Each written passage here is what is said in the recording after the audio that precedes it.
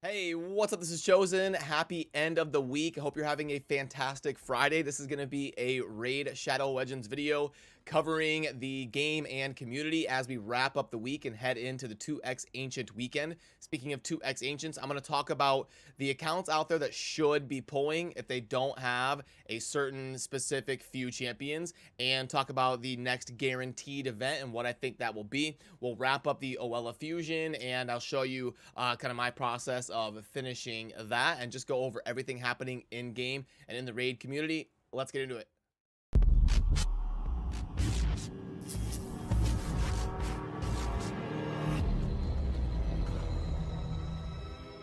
Alrighty, now first of all, as you can see, the Oella Fusion only has about 1 day left. This is not like a fragment summon event where you can finish it, get the fragments, and then wait until CVC, and then claim the champion and double dip some points. You can't do that for this because once the fusion is done, it is done. So you've got to finish it within the next day, and hopefully you're in a position like you see with me right here, where I've got 3 of the epics, and then I've got the 4 rares right here to fuse up the last epic, and then I will get the 4th one and fuse the legendary within the next day or so. I'll probably finish that today. I'll level up those rares, level up the epics. I'm pretty close. I can finish this within an hour or so. So hopefully you're in that same situation, because all of the tournaments and events and stuff for Oella, they are done and over with, and right now we're just kind of wrapping up and finishing the development of our rares and epics to fuse into Oella.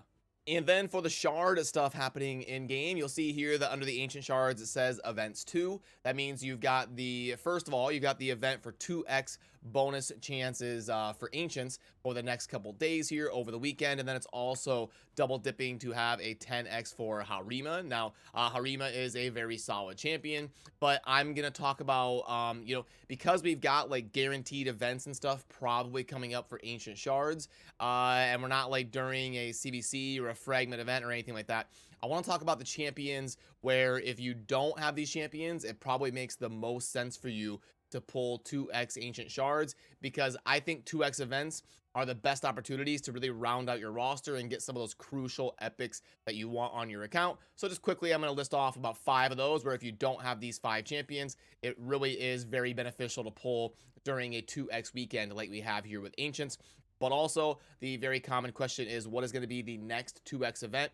It will be 2x Sacred Shards about exactly 2 weeks from now.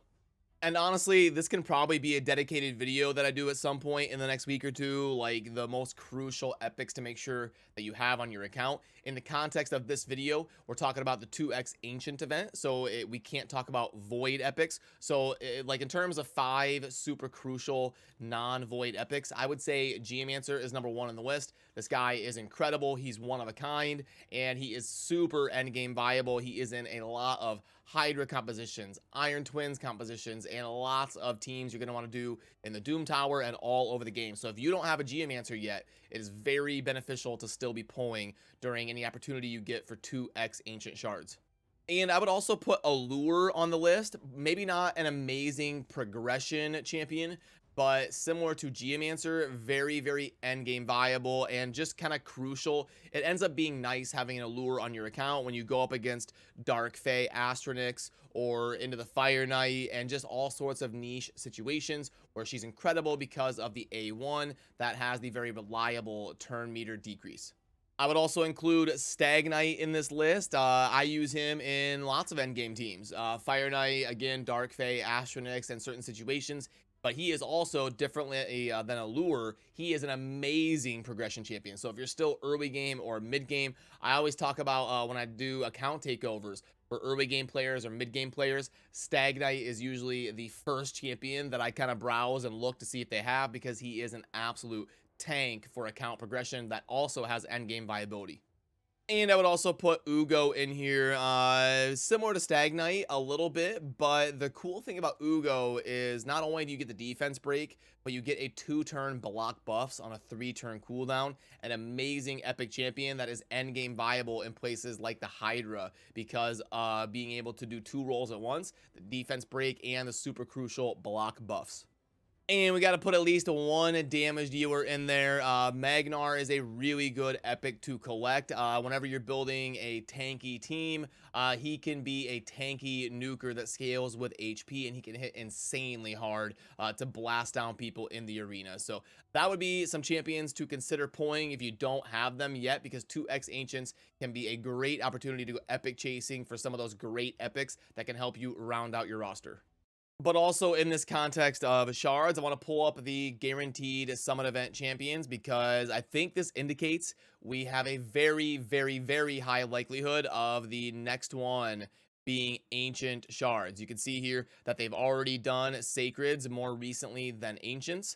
And we used to get ancients super common. You had Canrifon, Ragash, and then Goffrid, Stultus, lots of these ancient events, Dwaydan, but we haven't had one for a while. We haven't even had one this year yet. It's been all the way back in November, so we've gone December, January, and now February. So very, very likely that we've got an ancient guarantee event coming up very, very soon. They've never done even 2 void events in a row for legendaries, but they went 3 in a row. They went Lego, Epic, and then Lego, which has never happened before. So I don't think we're going to be getting a void guarantee next, and I don't think we're going to be getting a sacred one, because we already had Elva more recently than any ancient event, and the ancient events have been more common than sacreds. So just keep that in mind as you're pulling shards. You may want to stay within striking distance of being able to at least consider if they come out with an amazing guaranteed summit event here for ancient shards, which I think could happen as soon as next weekend here in like 5, 6, 7 days. And speaking of things happening in a few days, we are going to be getting a CVC clan versus clan match starting this Tuesday. So keep that in mind if you're thinking about spending books or dumping any sort of resources. You do want to try and double dip as best you can with the CVC match that is going to be coming up if you're in a clan that participates in those. Also, the Doom Tower wrapping up today, so I'll get a dedicated video out here within the next day or two talking about the next Doom Tower rotation and what secret rooms are going to be the hardest, and how to prepare for the different bosses and what sets to farm and all that. Make sure to subscribe down below, because I keep you in the loop on everything you need to know when the new Doom Tower rotation hits starting tomorrow. Then for some of the other stuff going on in game, it is worth noting that right now you do have a drop fever for the regeneration set, and the regeneration set is amazing. You want a good stockpile of it on your account. Ends up super handy with all sorts of different builds and strategies. Your solo clears to farm up food. Very end game viable set that you will want a good stock of. So do consider grinding a little bit of the Fire Knight to double dip that, because you do also have the Fire Knight tournament that's ending today, and I would at least get enough points to scoop up your mortal soul coins on the right side. So at least maybe think about doing the Fire Knight a little bit here, because it does end at the end of the day. Everything else is pretty normal and expected. You've got the champion chase tournament. If you're finishing the Oella fusion, you'll get a little bit of points during that, and then you will also be competing for different champions based on your account. There isn't like a Duchess or anything in there, but there are some decent champions up for grabs on the top of these tournament groups. But these kind of summoning tournament groups are going to be insanely hard to win, so I wouldn't really prioritize it for most of you out there. And then for the events, we've just got kind of the 4th anniversary Titan event that kind of is what it is, and everybody's just kind of treating it like ancillary side resources for playing the game. Nothing super crazy to focus on there. Is there anything worth talking about in the shop and really plugging in?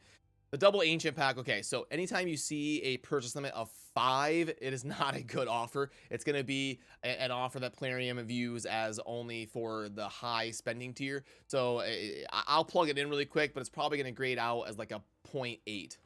And that double ancient pack in game is going to be $50 with 850 silver, and then we've got the 850 gems, okay, and then 25 ancient shards, and boom, we can see, oh my goodness, there we go, I got within 0.03. It is a 0.83, so anytime it's below a 1.0, it's not anything that I would consider for 90% of you out there, but if somebody is a very high spender and they want the ancient shards to get after the 2x ancients, then by all means. But for people diligent about their spending, it's not going to be a recommend from me. The monthly pack is decent. The mini mixes, I like it when they're the 101% extra. The potions, this is not worth the $20 in my opinion. We've already done the privilege pack. It's decent. It's nothing super crazy. Okay, cool. So there we go. Well, that is going to do it for the offers. Unfortunately, nothing great as we head into the weekend here. Also, just to keep you in the loop of other gaming news that is a big deal in the community for a lot of people, is that there is season 28 for Diablo 3 launching tonight on Friday night. So if you are a Diablo 4 player, a lot of people are kind of using this as a warm-up to do a Diablo 3 season as like a last hurrah to Diablo 3, and everybody kind of starts from scratch tonight. Have fun on Diablo 3 for a month or two, and then by then you'll have the Diablo 4 beta and kind of dive into all the Diablo 4 madness. I do have a Diablo channel where I'll be doing content on for the Diablo season, and I may stream like opening night of the season while I'm power leveling with friends and stuff. I might do that tonight here on the main channel and just kind of hang out and talk some raid while I'm playing Diablo. I don't know, I'm gonna kind of weigh my options and kind of see how the workflow goes today, but I did want to keep you in the loop of some big news in the gaming universe.